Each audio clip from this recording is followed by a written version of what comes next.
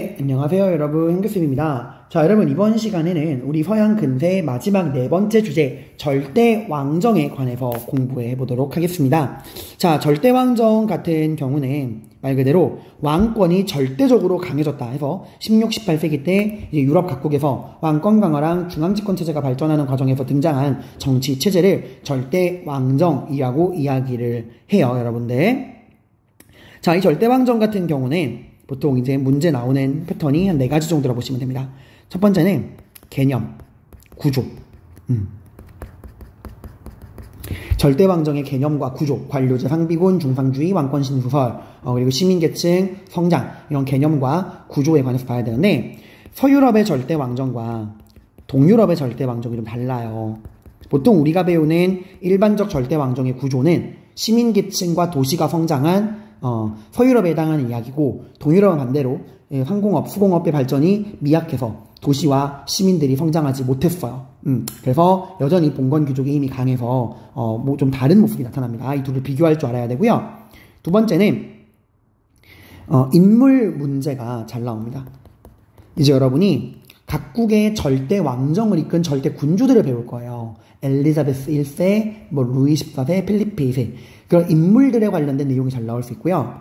세 번째는 그 인물을 가지고 나라를 물을 수도 있어. 그러니까 엘리자베스 1세, 필리프 2세 자료를 주고 얘네가 어느 나라 사람이었냐. 엘리자베스 1세는 영국, 필리프 2세는 에스파냐. 이런 식으로 그 나라를 묻는 문제가 나올 수도 있고, 이 절대왕정을 이끈 절대 군주들이 전쟁도 되게 많이 합니다. 전쟁을 물을 수도 있어요. 특히 이 3번과 4번 각국사랑 전쟁 문제 같은 경우는 시대, 지역, 통합형 문제로도 잘 나올 수가 있습니다. 자, 절대왕정 설립 과정부터 하나씩 보도록 할게요. 말한 대로 16, 18세기 때부터 이제 유럽에 만들어진 그런 왜 이래?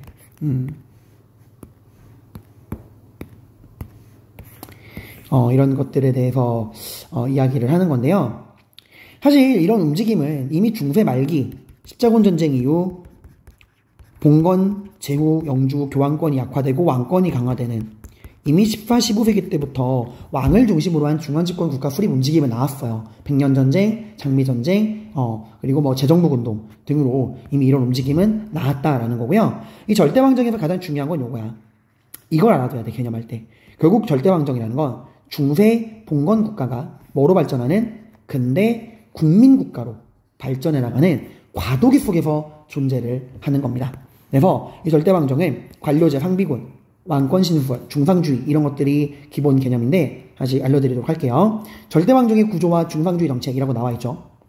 다시 한번 말하겠습니다. 절대왕정은 뭐에서 뭐로? 네, 중세 봉건국가가 근대 국민국가로, 봉건국가가 국민들이 주인된 국민국가로 발전해 나가는 과도기 속에서 만들어진 거예요. 그래서 이 절대왕정 자체가 이 절대 군주들이 지배하는 이 절대왕정 자체가 봉건국가가 국민국가로 발전해 나가는 과도기 속에서 수립되다 보니 세력 균형 속에서 만들어진 거야. 자, 얘들아 봐봐. 다시 한번 의미해봐요. 중세 봉건국가가 국민국가로 발전해 나가는 과도기라는 건 누구의 힘은 약해지고 누구의 힘은 강해진다는 걸까? 그치. 중세 봉건제를 지배하던 봉건 귀족들의 힘은 약해지고 근대 국민국가를 지배하는 흔히 우리가 부르주아라 부르는 상인 수공업자, 시민들의 힘은 강해진다는 거야. 그 과도기라는 건 그 두 계층, 점점점 몰락해가는 중세 봉건 귀족과 새롭게 떠오르는 시민, 이 둘 간의 세력균형이라는 과도기 속에서 수립되는 게 절대왕정이라는 거예요. 누구와 누구와의 세력균형? 귀족과 부르주아, 시민들 간의 세력균형이라는 거예요. 이거 제가 개관할 때도 한번 그림 그려드렸죠. 그래서 그림을 그리면 네, 몰락해가는 중세 봉건 귀족과 새롭게 떠오르는 부르주아, 시민. 그래서 시민은 농민들 말하는 게 아닙니다. 부르주아라 그래서 돈 많은 상인 수공업자들 말하는 거야. 이들 간의 세력 균형, 이 과도기에 성립되는 게 절대왕정이에요. 그래서 절대왕정도 그렇게 오래 못 가. 왜? 이 절대왕정이라는 것 자체가 중세 봉건국가가 근대 국민국가로 발전해 나가는 과도기, 몰락해가는 봉건귀족과 성장하는 시민 부르주아들 간의 세력 균형이 맞는 그 그 위에서 성립한 거잖아. 그 말은 이 세력 균형이 깨지면 절대왕정도 깨진다는 거야. 세력 균형이 깨지죠. 누구의 힘이 더 강해집니까? 시민들의 힘이 더 강해지면서 이 시민들이 왕정마저 무너뜨리죠. 대표적인 게 이 시민, 부르주아들이 주도한 프랑스 대혁명이에요. 그래서 일단 절대왕정은 봉건 귀족과 이 돈 많은 시민, 상인 수공업자, 부르주아들 간의 균형 위에 성립했다라는 거 알아두시고요. 이제 더 이상 봉건 귀족은 중세시대 때처럼 자기 지역에서 절대적인 권력을 행사할 수 없습니다. 이제 모든 권력을 다 왕이 가져갔다는 거예요. 그래서 봉건 귀족들에 보시면 여기 토지 소유권을 인정해준다. 이게 무슨 말이냐면은 이제 옛날처럼 자신의 영지에서 불입권을 행사할 수 없다는 거야. 불입권이 뭐였죠? 봉건제라는 게 정치적으로는 주군과 봉신 간의 쌍무적인 계약관계에 의해 맺어지는 거야. 봉신은 주군에게 충성을 다하고 주군은 그 대가로 봉신에게 영지를 주고 봉신은 충성의 대가로 주군에게 받은 영지에서 불입권을 행사할 수 있죠. 불입권, 들어올 수 없다. 한번 나에게 영지를 줬으면 주군이라 그래도 나의 영지에 들어올 수 없다. 간섭할 수 없다.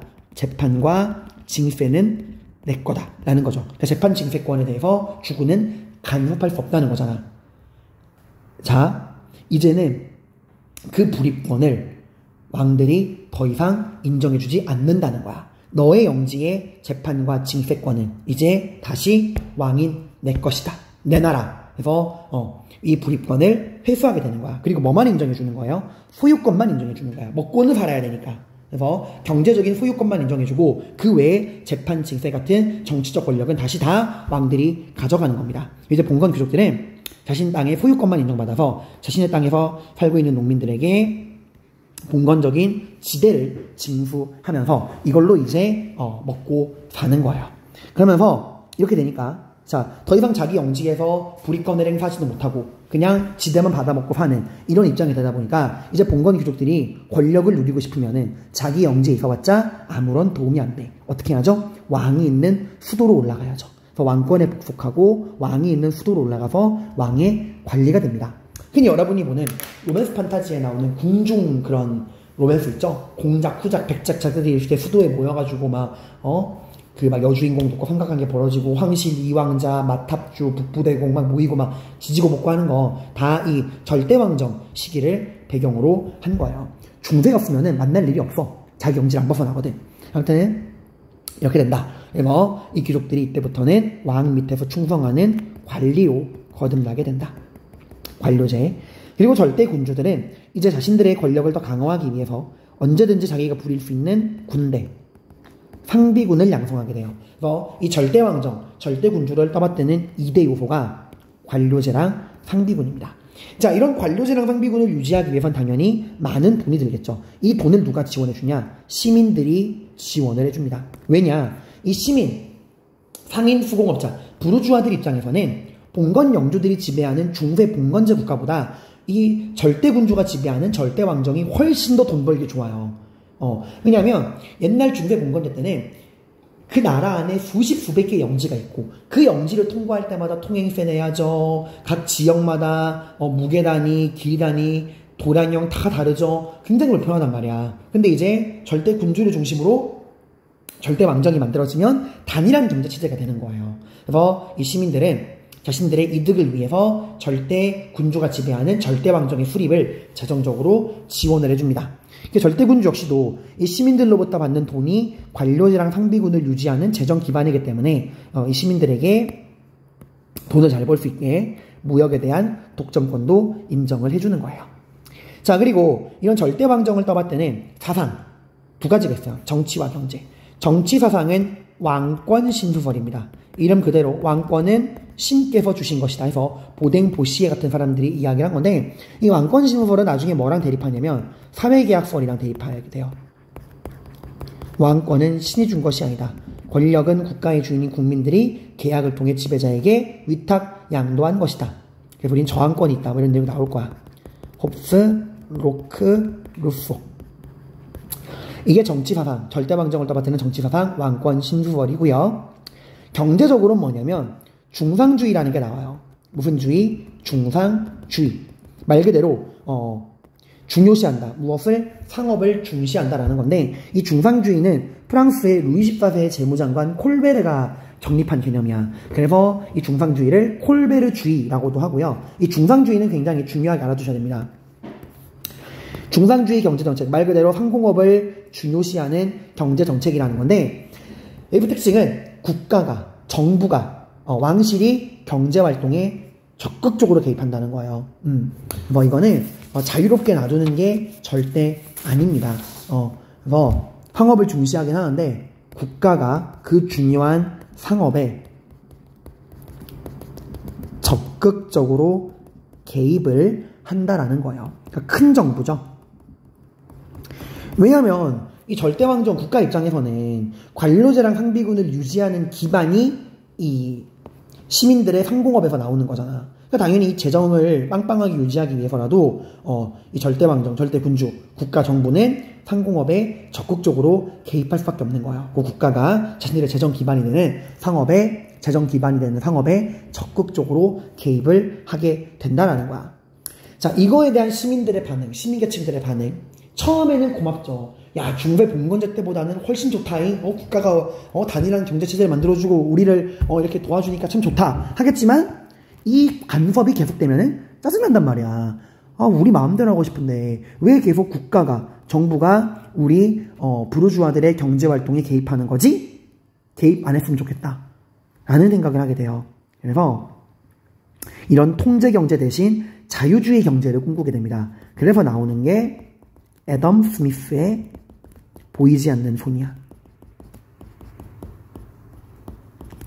시장에는 보이지 않는 손이 수요와 공급을 조절하니 국가는, 정부는 경제활동, 시장의 경제활동에 개입하지 마라. 작은 정부, 자유방임이죠. 그래서 나중에 이러한 작은 정부, 자유방임 경제를 꿈꾸던 이 시민계층들이 결국 시민혁명으로 왕정을 무너뜨리고 국가를 주도할 때 근데 국민국가는 자유주의 경제를 나갔잖아. 시장 질서에 정부가 개입하지 않았잖아요. 그러다가 이게 언제까지 이어져요? 미국의 경제 대공황까지 이어지게 되는 겁니다. 그러다 경제 대공황 이후에는 국가가 어느 정도 경제에 간섭을 해야겠다 해서 국가가 개입하는 수정자본주의가 나와. 대표적인 게 미국의 뉴딜 정책이죠. 경제 대공황 극복하기 위한. 그러다가 다시 21세기 신자유주의가 나오면서 시장경제의 자율성을 존중하다가 코로나 이후에는 다시 국가가 개입하는, 이런 왔다 갔다 하게 된다는 겁니다. 아무튼 이 중상주의 같은 경우는 국가가 상업에 적극 개입한다라는 거고요. 이 중상주의의 구성 요소가 두 가지가 있어요. 첫 번째, 중금주의. 말 그대로 금을 중시한다는 거야. 그러니까 금과 은을 왜 중시하냐? 이 금과 은이 국가의 부의 원천이거든요. 물론 이걸 비판하는 것 중에 중농주의도 있어요. 농업이 부의 원천이다. 근데 이런 거는 그냥 있다는 것만 알아두시면 되고요. 케네라는 사람이 이야기했어. 아무튼 중금주의, 중상주의를 떠받드는 첫 번째 개념입니다. 금과 은이 중요하다. 금과 은이 국가 부의 원천이기 때문에. 그리고 또 하나 뭐라 그랬냐면, 금과 은이 부의 원천인데 그 부의 총액은 고정돼 있다라고 생각했어. 그러니까 부의 총액은 늘지 않는다. 제로섬이다라고 생각을 했어요. 그러니까 오늘날 경제랑 다르죠. 오늘날 우리는 알고 있잖아. 자본주의 시장 경제는 얼마든지 경제 규모가 커질 수 있다라고 생각했는데 이때는 그게 아니었어. 금과 은이 부의 원천인데 이 부의 원천, 금과 은이 부의 원천인데 이 부의 총액은 고정돼 있다. 제로섬이다 이거야. 그 말은 뭐예요? 우리나라에 돌아올 금과 은을 확보하기 위해서는 다른 나라에 돌아갈 금과 은을 빼앗아 와야 돼요. 그래서 나오는 두 번째 개념이 무역차익주의야. 그럼 어떻게 해야 다른 나라에 돌아갈 금과 은을 우리나라가 확보할 수 있을까? 단순하게 생각하는 거야. 수입은 최대한 줄이고 수출을 최대한 늘려야 한다. 수입을 억제하고 수출을 늘려야 한다. 그걸 위해서는 나라의 돈이 빠져나가면 안 되니까 완성품 수입을 금지하고요. 그리고 다른 나라가 물건 만들지 못하게 원료 수출도 금지합니다. 그리고 국내 산업을 보호해야겠죠. 관세 설정. 그러니까 철저하게 국가가 나서는 보호무역인 거야. 오늘날 같은 자유주의 무역이랑은 완전 다르죠, 여러분들. 그리고 식민지도 개척을 해야 되죠. 식민지에서 원료를 공급받고 상품을 판매할 수 있잖아. 식민지는 원료를 공급받을 수 있고 상품을 판매할 수 있는 시장이 되니까 금과 은을 확보할 수 있잖아요. 그래서 식민지를 개척을 하게 됩니다. 자, 근데 얘들아 여기서 끝나지 않아요. 전쟁까지 이어지게 됩니다. 왜? 결국 그 금과 은이 부의 원천인데 그 부의 총액이 고정돼 있으면 일단은 무역 차익, 수입을 줄이고 수출을 늘리고 국가가 산업을 보호하고 이런 방법도 있지만 더 심플한 건 뭐예요? 이웃나라 접해는 거예요. 이웃나라 접해버리면 그 나라의 금과 은을 우리가 손쉽게 빼앗아올 수 있잖아. 그래서 이 중상주의 경제정책을 추구하는 절대왕정 시기에는 전쟁이 굉장히 많이 일어납니다. 전쟁을 두려워하지 않고 전쟁을 일종의 경제활동이라고 봤어요. 금과 은을 확보할 수 있는 경제활동이라고 생각을 했다고 합니다. 자, 이래서 선생님이 기본적인 절대왕정의 개념 다 설명을 했고요. 여기에 선생님이 설명해준 이런 것들도 다 읽어보세요. 읽어보시면 여러분들이 이해할 수 있게 제가 다 내용을 정리했습니다. 자, 그리고 이러한 절대왕정의 개념을 여러분이 서유럽과 동유럽에서 비교를 해야 되는데 방금 선생님이 설명한 이 절대왕정의 개념, 스탠다드한 절대왕정의 개념은 서유럽에 적용이 되는 거예요. 서유럽에. 그래서 왜냐면 서유럽은 이 시민계층들이 성장을 했기 때문에 이 중세 봉건 국가가 근대 국민국가로 발전하는 과도기 속에서 봉건귀족과 시민 세력들 사이에 균형에서 성립하는 절대왕정이라는 개념은 여기에 적용이 되는 거야. 그래서 이렇게 내용들이 나오죠, 여러분들. 근데 동유럽은 그렇지 않다. 그래서 동유럽은 서유럽보다 100년 정도 느린 17, 18세기 때 절대왕정이 만들어지고 도시항공업 발달이 저해해서 시민계급의 성장이 미약했다. 여전히 누구의 힘이 강하다? 봉건 귀족들의 힘이 굉장히 강하다. 시민들이 성장하지 못했다. 그래서 동유럽이 서유럽보다 늦게 절대왕정이 성립된 이유, 도시상공업 발전이 느려서 여전히 봉건 귀족들의 힘이 강하고 농노들이 해방되지 못했다. 서유럽에서는 이미 중세 말기 때부터 화폐경제, 도시, 상공업이 발전하면서 농노들이 해방되고 이랬는데 동유럽은 여전히 봉건 귀족들의 힘이 강하고 도시 상공업이 발전하지 못해서 농노들이 해방되지 못했다. 시민계층들의 성장이 굉장히 느렸다. 이러다 보니까 동유럽의 절대왕정은 절대군주들이 시민들과는 협력할 수가 없는 거야. 누구랑 협력해야 되죠? 봉건 귀족들과 협력을 해야 되는 거야. 이게 봉건 귀족들의 특권, 농노제를 유지할 수 있게 봉건 귀족들의 특권을 인정해주고 재정을 지원받는 식으로. 그리고 이 절대군주들이 내가 캐리한다가 되는 거야. 그래서 서유럽에서 나온 계몽사상 18세기 때 나오거든요.